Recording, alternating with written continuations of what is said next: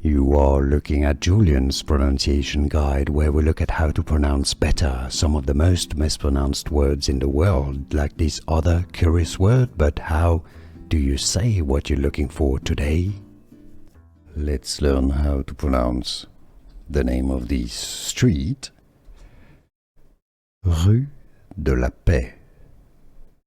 A famous street in Paris, but there's also many streets in many towns and cities all around France.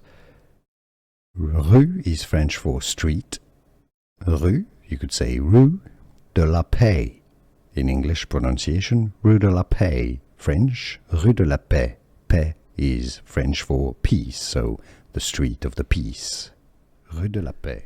Here are more videos on how to pronounce more confusing words and names too many mispronounced. Like this video if you found it useful. I appreciate your support. I'll see you soon and thanks for watching.